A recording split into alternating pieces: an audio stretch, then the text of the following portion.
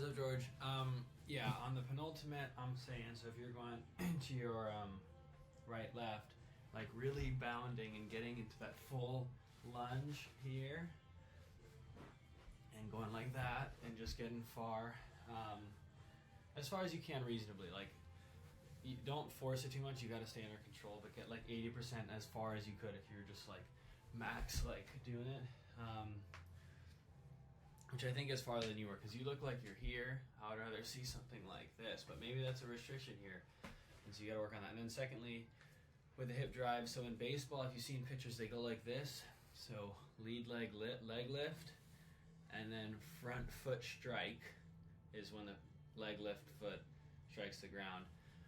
And at front foot strike, there's this hip drive where the back foot slides. Right? Sometimes people just do it and it doesn't move. So you want that drive, which is the base of your whip. And that drive comes from the glute medius, the one that does this, plus the glute maximus, the one that does this. But it's like that. But I find more focus, at least for me, and I feel like for you, if when you're jumping, you're here where you feel this. And that's going to drive those hips forward perpendicular to the net.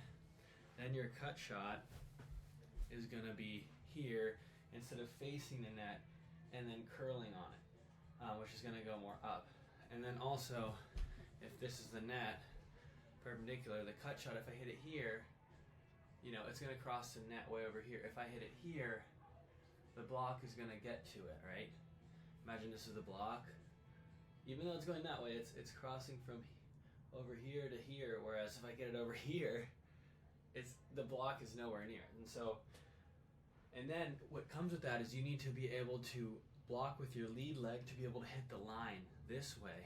And so what I mean by blocking with the lead leg is when you're in the air. So you're here, you're jumping, you're thrusting forward, and then you want to rotate, but don't let your hip go with it. You gotta get that hip thrust and then rotate your shoulders on top of what they call a blocked hip. So it's not gonna rotate out of position, it's going to stay blocked, and that way you can hit line without over rotating.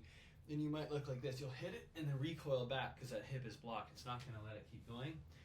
And so that's how you cascade the whip up further joints, by locking it down or blocking it. So blocking with the lead leg is huge. A lot of it comes from